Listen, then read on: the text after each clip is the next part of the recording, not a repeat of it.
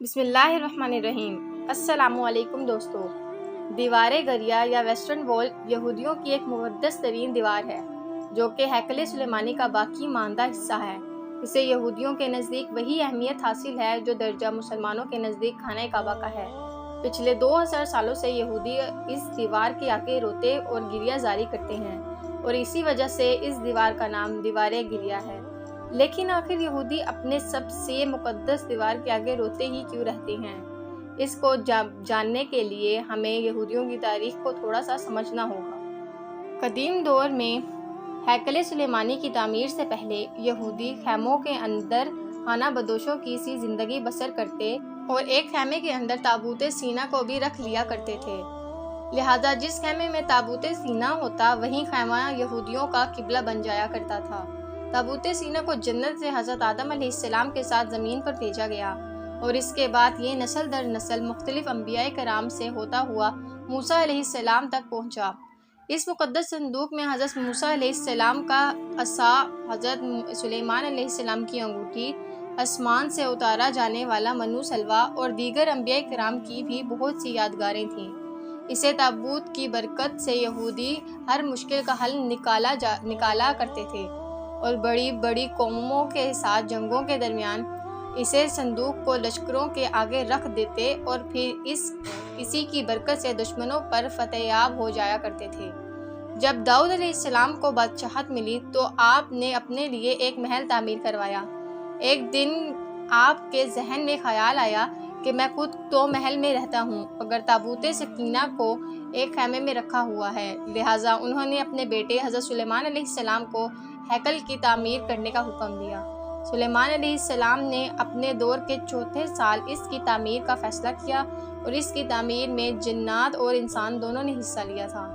چنانچہ کچھ عرصے کے بعد ہیکل بن کر مکمل ہو گیا اور اس میں تابوت سکینہ کو بڑی ہی شان و شوکت کے ساتھ رکھ دیا گیا۔ وقت گزر رہا تھا، بنی اسرائیل میں پیغمبر مابعوث ہوتے رہے اور یہ قوم بد سے بدتر ہوتی چلی گئی۔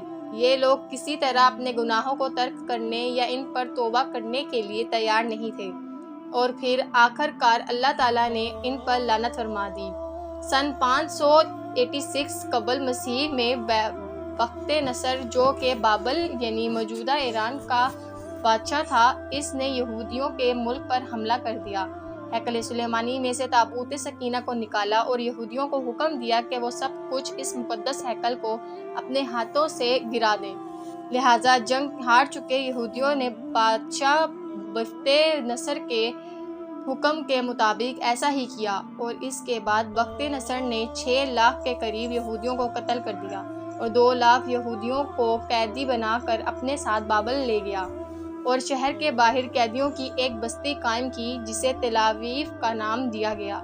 اس تباہی کے 70 سال تک ہیکل سلیمانی مٹا رہا اور بخت نصر تابوت سکینہ کی شدید بے حرمتی کرتا چلا گیا، لیکن چونکہ اس وقت یہودی ہی دین حق تھا لہٰذا بخت نصر کو اپنی اس حرکت کا عذاب کچھ اس طرح سے ملا کہ 540 قبل مسیح میں ایران کے بادشاہ سائرہ جسے مسلمان ذوالقرنین بھی کہتے ہیں، اس نے بابل پر حملہ کر کے بخت نصر کو نہ صرف شکست دی بلکہ بابلی سلطنت کا بھی خاتمہ کر دیا۔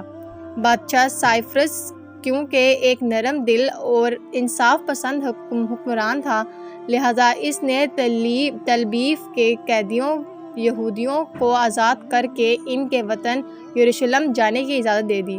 یہودیوں نے واپس یروشلم جا کر ہیکل کو دوسری مرتبہ تعمیر کیا، لیکن اس بار اس میں تابوت سکینہ نہیں تھا۔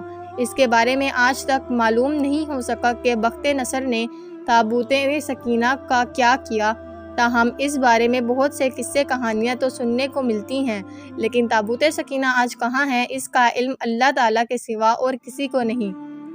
وقت گزرتا گیا اور حضرت عیسیٰ علیہ السلام دنیا میں نبی بن کر آئے، لیکن یہودیوں نے ان کی بھی مخالفت کی اور ان کو مصلوب کر دیا، لہٰذا ایک بار پھر سے یہودیوں پر اللہ تعالیٰ کا عذاب نازل ہوا۔ اس بار یہ عذاب ٹائٹس نامی جنرل کی صورت میں تھا جو کہ بخت نصر سے بھی زیادہ ظالم ثابت ہوا۔ اس نے ہر دن لاکھوں یہودیوں کو صفائی ہستی سے مٹا دیا۔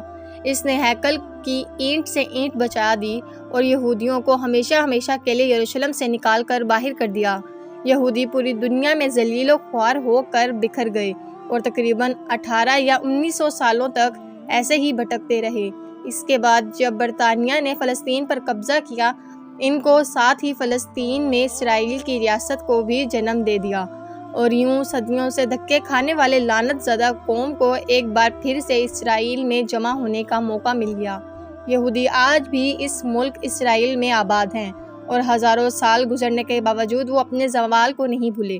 یہی وجہ ہے کہ یہودی آج تک بخت نصر کے ہاتھوں ہیکل سلیمانی کی تباہی کو یاد کر کے روتے ہیں، کیونکہ اس نے یہودیوں سے انہی کے ہاتھوں سے انہی کی سب سے مقدس ترین جگہ کو ٹکڑے ٹکڑے کروا دیا تھا۔